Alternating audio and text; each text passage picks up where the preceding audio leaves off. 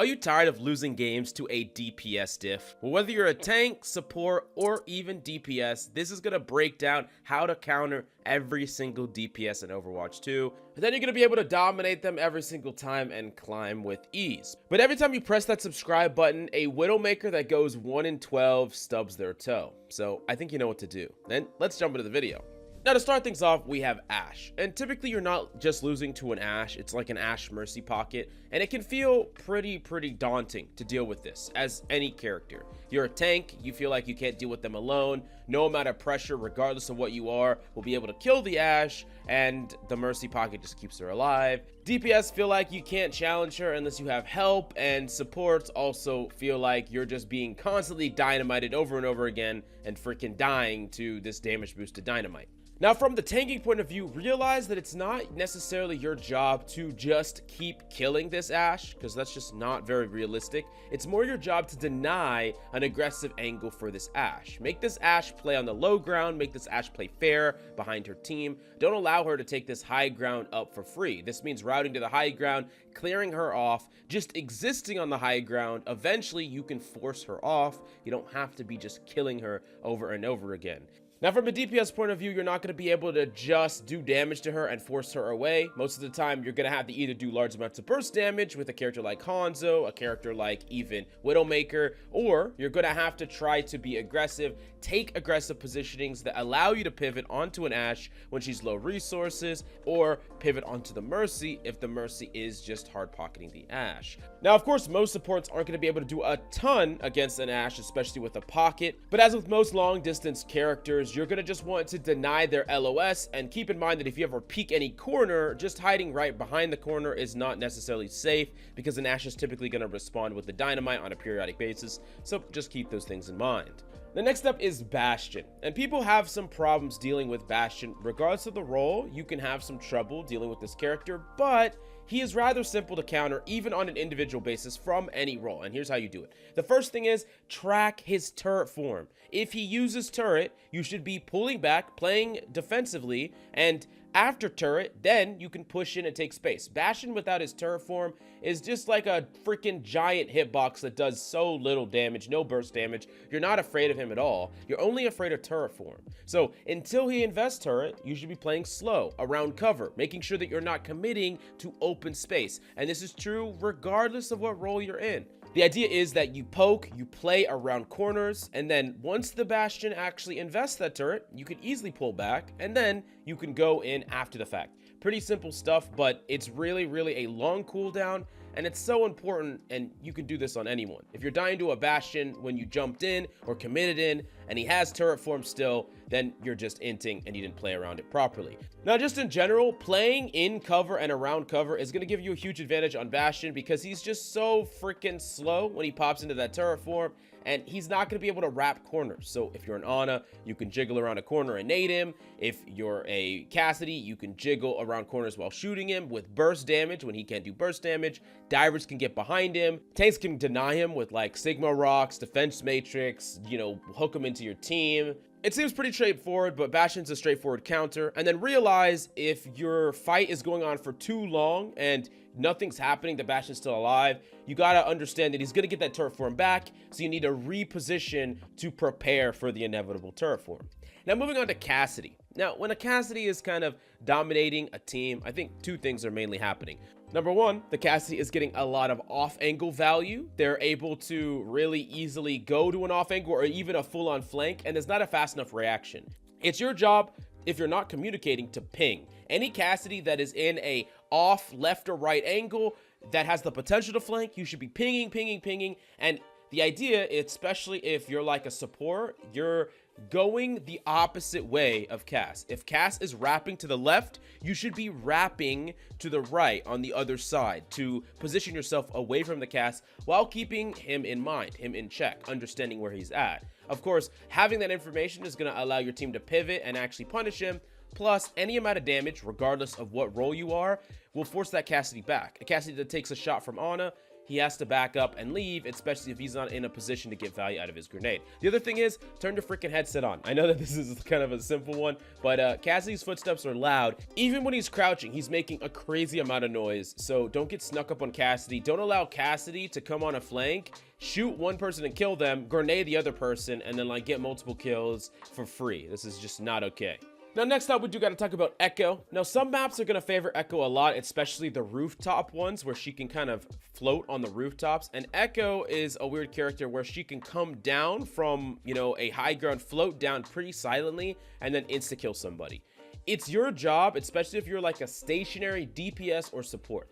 Ana, even Zenyatta, Widowmaker, anything that's playing in the back, Ashe, whatever the case may be, you have to think about Echo first. Echo is always your priority. If you don't know where Echo is, you need to be on your toes, thinking about where she could come from, because, you know, you just try to go for one other thing, and then all of a sudden you're insta-killed by this Echo, and then the Echo's behind you. If you're being mercy pocketed, you're gonna die, and then your mercy's gonna die, and the Echo's gonna kill both of y'all because you were just trying to focus on something else. It's like a mini game where the Echo's priority 1, and if you know where the Echo is, of course you can go for other things, but if the Echo's position is completely unknown, that needs to be your priority. You could take like one shot and then really quickly pivot, understand that the Echo could come out of nowhere, and that's really where Echoes are going to get the most value, is from that.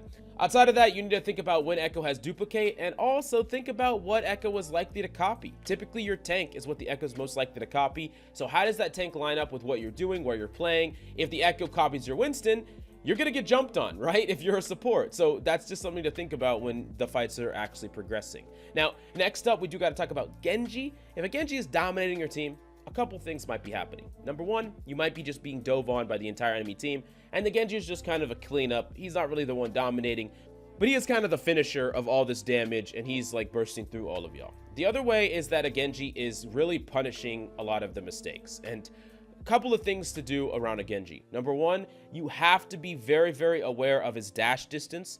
Keeping outside of his dash distance and realizing when a Genji can burst you is very important. And also, just because you're at like 100 health, you're not safe, when sometimes against other characters you feel more safe. Against Genji, not so much. The other thing is knowing when a Genji has deflect is important. If you can communicate that, that's best for everybody. Everyone involved should know Genji has deflect, Genji doesn't have a deflect. Now, regardless of what role you are, tank, especially Reinhardt's, I'm talking to you, DPS and supports, Genjis should not be getting a lot of free deflect value. A simple amount of damage to a Genji can force deflect, so fire striking just corridors and chokes and getting your entire team freaking hit by your own fire strike, nading in a panic and getting it deflected onto your team, shooting a Genji out of a panic or a rush and getting your teammates headshotted, so then the Genji gets his dash reset and then kills you, and then it's just like a combo off. There's so many windows of time where Genji will just feast on you making a mistake.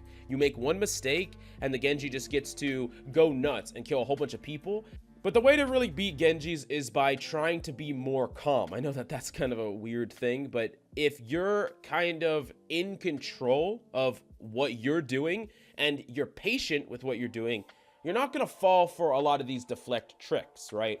You shoot a Genji, he dashes at you. Let's say you're Ana, you're not going to instantly like try to nade him right away and freak out. Once he's deflecting, you're not that scared. You distance yourself, you nade the ground, you nade the wall, you play it slower. Genji's one of those characters that I suggest playing a lot of tryhard free-for-all to learn to play against, especially as other DPS and supports, because he just feasts on his burst damage and his pressure, and if you can become numb to his kill potential, that's how you're going to really be able to beat Genjis, because they get a lot of value just because you're scared and you play and make mistakes when he comes after you. Next up, we got to talk about Hanzo, and I know that there's the joke about Hanzo getting all these RNG shots, and sometimes that's going to be true and it's going to be frustrating. But I think what you need to make sure that you don't do is you don't give Hanzo any easy shots. You're not consistently fighting Hanzo from a range of your character that you're not lethal to him in. So if you're fighting Hanzo from a really far range away and you allow this Hanzo to get like 10 shots onto you, that's just no bueno. You're just gonna die. You're gonna die over time. He doesn't need to hit every shot. He just needs to hit one eventually.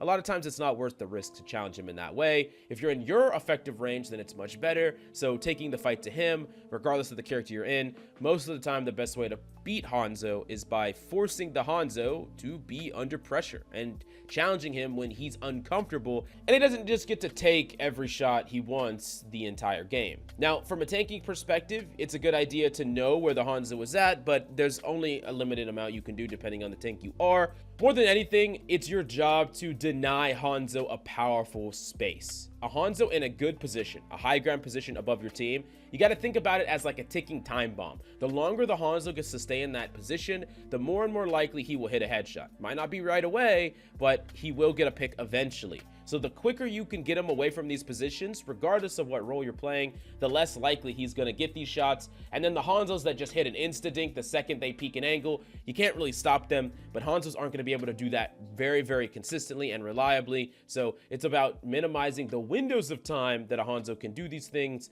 not necessarily just shutting him down all the time. Next up, we do got to talk about Junkrat. It can be a really annoying character for tanks that just feel like there's just a crazy amount of damage just flying out, supports that feel like their entire team is low all the damn time, and DPS that feel like no matter what they do, they can't stop a Junkrat from just dealing a burst damage to them. Now, the weaknesses to Junkrat is that he doesn't really occupy open areas very well. So really open sides of the map is actually king for vast majority of characters, hit scan characters, projectile characters, up against a Junkrat, because Junkrat is much better when he can control tiny chokes. And as long as you understand that that's where Junkrat is good, you're not chasing this Junkrat or greeting this Junkrat into corridors and little areas that you think you could potentially punish him, because that's kind of where Junkrat's domain is. And I think another one that's really underrated is just pinging and killing freaking traps. I know that sometimes you know a trap is there and you're like, I'm not gonna step in that trap, I don't care, and then your tank steps in it and then insta dies, and you're like, oh well, I just lose the freaking game. Tank, you're an idiot, you didn't see the trap, but you could have killed it. So like, everyone can do it. Just destroyables in general, sim turrets, torp turrets, like, make it your priority to just deal with these things, even if they don't necessarily affect you. Every single character can do it. I don't care if you're a support, a tank, a DPS, it doesn't matter. If your character has the means to do it, and it's not going to cost you but a second, just do it, like right away. Get it off the battlefield. Don't allow enemies to get free value with their just crap laying around the battlefield. Next up, let's talk about Mei. Now, Mei, of course, gets a ton of value with her wall, and you need to decide kind of what the goal is here. What's the plan? If your tank gets walled off, what are you trying to do? Are you trying to break the wall? That's going to require communication. Unless you're a character that has high damage yourself, you're not going to be able to reliably break the wall by yourself. So you need multiple people to help you to do it fast enough to save your tank. Now, there's other characters that can help out a tank, characters that can wall climb, characters that can teleport. So Kiriko can wall climb up. If Anana's playing the high gun, you can nade down. You know, a Lamp can go in with exo boots. You know, a character like Hanzo can climb up the wall and try to shoot the people that are trying to kill Urine. And most of the time, if you're a tank, your goal here is not to just pin in or run in or do anything crazy. You need to live. Your goal when you get walled is to just live. This means backing up, this means jumping around, this means pulling back, this means keeping yourself alive at all possible, exhausting every ability that you have to keep yourself alive. Now, a lot of tanks don't really care about a wall because they have mobility. As long as you keep in mind that your supports are not going to have line of sight of you, you can always just hop back over the wall if you're a Doomfist, Diva, whatever. But if you're a character that really cares about getting walled off, you don't have the means to go around it, you need to, 1, conserve your cooldowns and conserve your shield health or whatever the case may be for when you do get walled, and 2, be extra careful around the choke points on the map that you can get walled off from. Basically, if you know that there's a specific area where you're likely to get walled, your goal is to kind of play around that little area while you're applying pressure, deciding when your team is ready to commit to the other side, or trying to bait wall and get the Mei to make a mistake is typically the idea. Now, next up we have Pharah, and this is one that a lot of people asked about. How do we deal with freaking Pharah Mercy combos? Pharah Mercy feels really dominant. How do we deal with it? So I'm gonna go one by one, talk about the different roles and what you can do.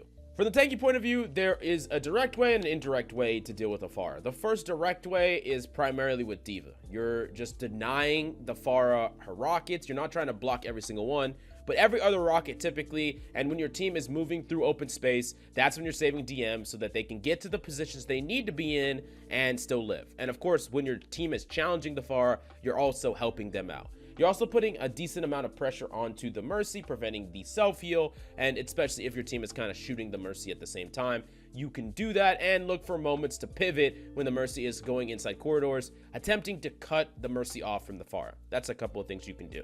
Now, on the other tanks, your goal is just to get your team in a good position. You're getting your team in a good position. You're allowing your hit scans and your other characters to get in a position to deal damage to the Pharah. It's not necessarily about having the most amazing team or hit scan or whatever. Just like with the Hanzo example, if you can get your Cassidy to shoot 7 times instead of 2, that makes a big difference. And this kind of leads me to the supports. Let's talk about supports before we talk about DPS. If you are a support and you have a hit scan or someone that could deal with the Pharah, it's your job to enable that person as much as possible. The enemy Pharah is being enabled permanently by the Mercy. So you need to understand that that person, that Cassidy on your team, that soldier on your team, if they take 1 rocket, they have to run away if they don't get heals instantly. Now, we all want the hit scan that just walks out and 2 taps the Pharah instantly, right? But the reality of it is that's not going to be the case. If you had those players, then this wouldn't even be an issue. But the reality is, if you want your hit scans to win, they need to be enabled sometimes even more than the Pharah. Constantly pocketed, freaking given an immortality field, given constant healing, allowing them to take open space and open sightlines on this Pharah, especially when this Pharah is playing really tricky up top and around buildings where it's hard for them to see. You need to help them because they're not going to be able to do it otherwise. Now, the other thing on supports, there's a lot of supports that can actually deal damage to Pharah and kill them. Like Ana is actually one of the best Pharah counters in the game, period. No fall off range. You can 3-tap a Pharah, and that's really, really strong. You can shoot Mercies that are just flying and super jumping through the air that are really easy to shoot.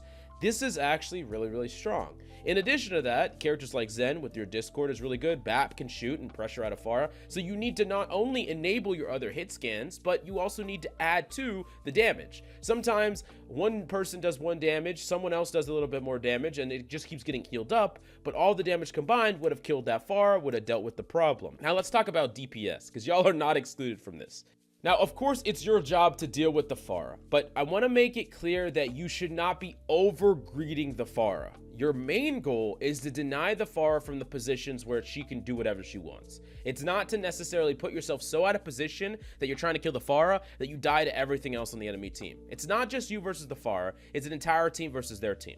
And oftentimes, Pharahs can lose if they are kept too much in check, where they're playing too safe, they're investing 2 characters into that combo, and they just don't do enough. And I know that some of you Pharah players understand this, where you play Pharah Mercy, you feel like there's like a sense of push to like do something because your team is dying around you and you just feel like you can't do enough. And most of that time happens when you kind of peek out and you get damaged and you pull back. You peek out, you get damaged, you pull back. And that's what a hit scan can do. They make sure to keep someone in check. Don't allow a Pharah to be in the open, in really open positions and just doing whatever they want. Now, on top of that, as a DPS, you don't necessarily have to always swap a hit scan. It's good for one of y'all to probably be a hit scan, but if you have some other goal, especially a team compositional goal, you can make it work even without it. Like a Tracer, Winston jumping in the back line, killing the other support because that support doesn't have any heals because of the Mercies with them, killing the other DPS, winning the fight on the ground, and then dealing with the Pharah Mercy on your own terms after the fact. It's your call in that situation.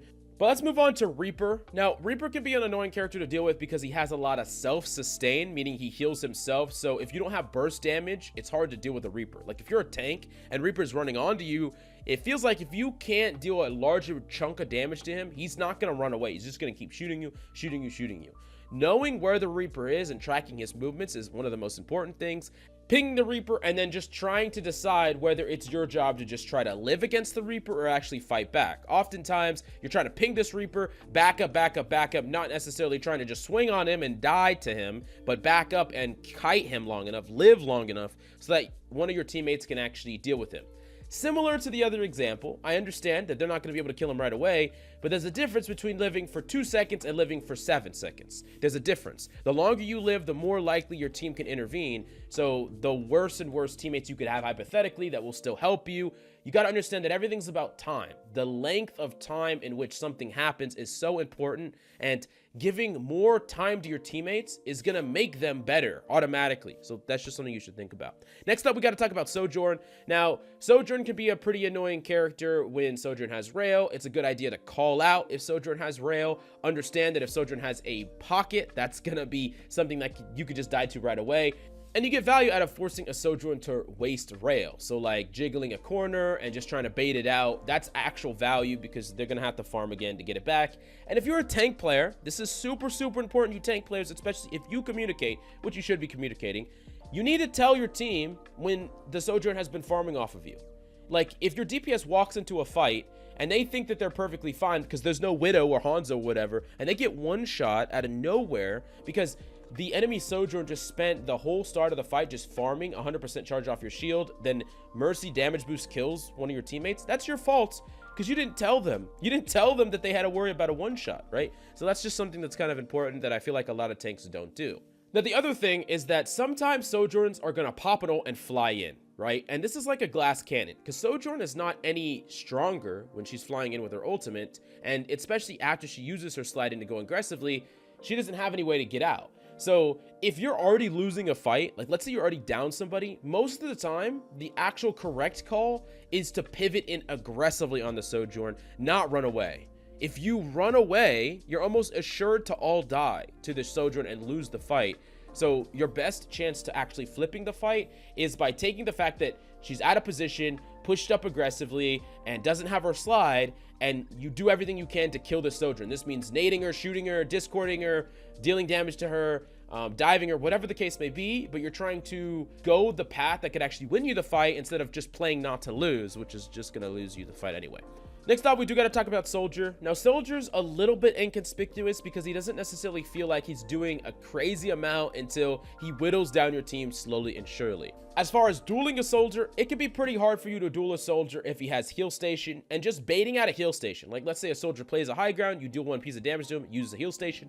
You can just decide not to challenge him for the next time frame that he has that heal station up, and then afterwards you can be more aggressive onto him. And this is true kind of whatever character you are. Now, a lot of characters are really good against Soldier, not in the DPS roster. Like characters like Doom are really good. Diva can like deny a Soldier. Most of the time, Soldier just doesn't really even want to deal with tanks. He kind of wants to avoid tanks altogether. So any tank that forces a Soldier away from a good position or puts themselves between Soldier and what he's trying to do is going to be a pretty powerful strategy. And additionally, there's a lot of supports that can do things to Soldier, like booping him off the high ground. Baptiste, if Soldier doesn't have his heal station and Baptiste has his lamp, you can literally just duel a Soldier. You can just kill him straight up. Zen, it can kill Soldiers actually very, very easily. Kick him out of his heal station, discord him. Honest can nade him inside his heal station and kill him anyways. There's a lot of characters that can do a ton to Soldier 76. You got to just kind of be aware of where he's going, where he's at, of course, pinging him. But let's move on to Sombra. And Sombra is kind of an annoying one for a lot of different characters. You're Zen, you're going to get hacked, you're going to get pushed on. You're a tank, every time you do something, you're going to get hacked, you're going to get denied. I think it's everyone's job, no matter who you are, especially if you're hit scan, to cancel as many hacks as possible. It's kind of like doing the same thing we talked about with like destroying destructibles, right? Sim turrets, freaking traps, freaking torp turrets, whatever. It might not be affecting you, but it's going to lose you the game if you allow a hack to go off that actually puts your teammate in a bad position and gets them killed, right? So anytime you can cancel a hack on your Doomfist, cancel a hack on your Zen, get the Sombra out of your backline. These are all very valuable things. And this is another thing. Sombra needs to be forced out. I know it's kind of frustrating. Every time you see a Sombra, you do damage to her, she goes away. You do damage to her, she goes away. You need to understand that that is what you should be doing. You cannot allow a Sombra to just sit there and farm and farm and farm and farm. It's your job to pivot, no matter who you are, as fast as possible, get that Sombra out of there, and then you can kind of take ground and push forward and do something. It's also important that you keep in mind who on your team is most likely to get hacked and think about helping them more specifically. If you have a Zen on your team, that Zen is going to bring a lot of value if you can keep them alive. So as the other support, as another DPS, especially a DPS with burst damage, do your job to keep them alive and deny that Sombra from doing anything. Waste that Sombra's time. All it takes is a little bit of damage, a little bit of focus, and you can get that Sombra the hell away from your team, and your team can be freed up. On top of that, tank players, you need to play a lot more passive, and this is true with pretty much everything, including abilities and ultimates. I know it's frustrating, but most of the time, if you go for anything proactive and the Sombra is playing to counter you, you go in as Doom, you get hacked, you die. You go in with a Sigma, you get hacked, it gets canceled, you die. You go in as Ryan, you get hacked, you die. You kind of get the idea. Any aggressive play can be turned on you, so it's kind of your job to make sure that you're just living more than anything, and just gradually taking space instead of trying to go crazy proactive out of nowhere. Next up, we got to talk about Symmetra.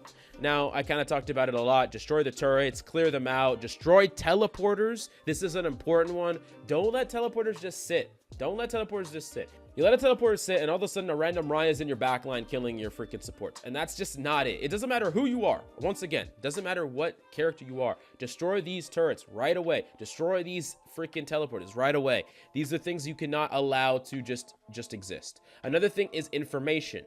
Allowing your team to know where Symmetra is setting up her turrets, what the Symmetra is trying to do. Are they trying to TP bomb? Are they holding a choke with turrets? Don't get the Symmetra free value. Don't just let the Symmetra take over your team because no one knows that there's 3 turrets around this corner. They walk into it and die instantly. Just don't let that happen. Like, the Symmetra is just cackling in the back line, okay? They're just cackling. They're laughing. They're freaking so excited about it.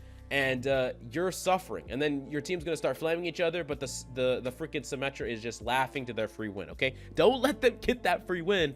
Help your team, communicate, and do your DD, and just do due diligence, and just deal with a lot of these freaking destructibles. Torp, same thing. We talked about the turret. Now, not every character is gonna be able to deal with the turret the same way, but characters you wouldn't think can actually deal with it. Ana's, Zen's, pretty good at dealing with it. Characters, of course, with long distance damage, you know, like Hanzo, can deal with it. Pharah can deal with it. Even tanks like Orisa can deal with it. So just ping it, make sure people know where it's at, try to clear it, and it's going to really help your team and free them up. But specifically Tracer, this is one that a lot of people struggle with, is dealing with a really good Tracer.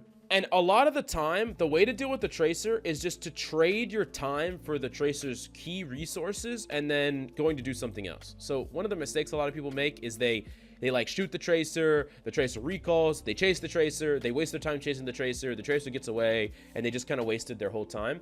A lot of the time, if you're a Cass or a Zen or even a Diva, your job is just to deny the Tracer from getting value long enough to where she has to pull out of the fight, and then you go do whatever you were doing before. So like one shot to the Tracer on a Cass, the Tracer recalls, now you're not gonna focus on the Tracer anymore. You're back to doing whatever you were doing before. One freaking nade on the Tracer, she recalls, she gets out of the fight. Diva DMing, the Tracer gets out of the fight. The idea is just to pivot, force the Tracer to use that recall, get out of the fight, and then the Tracer is gonna have this window of downtime. So knowing that it's your job to deny the Tracer in this window, not necessarily keep killing and forced killing this Tracer. It's not your job to always kill the Tracer, it's just trying to make them less effective. Very similar to the Hanzo example, right? Hanzo on the high ground uncontested gets 7 shots versus 2. Tracer in your back line that gets to exist for a lot longer, doesn't get the recall forced, gets a crazy amount of value, plus chasing them when you can't kill them gives them a lot of value. Good Tracers are not going to die, but you can make them a lot less effective by just denying them their value in the window of time that they're going in, forcing that recall, going back to do whatever you're doing. Now, last but certainly not least, we got Widowmaker. And Widowmaker is gonna be a character that I think supports can do the least about. Unfortunately, this is a pretty rough one for you support players, because while Zenyatta can definitely get a volley off and you can kind of ping, your biggest goal up against a Widowmaker is just living. Not peeking line of sight, knowing where the Widow is, which is the battle of information, trying to ping this Widow, and then just not peeking the Widow if at all possible. Don't give the Widow easy shots. Don't be jumping. Don't be doing any of that. As a DPS player, you should be trying to deny the Widow clear lines of sight. You don't have to necessarily kill the Widow, but you got to get the Widow off of angles. You can't allow a Widow to just sit in an angle and just keep doing damage and shooting at your team.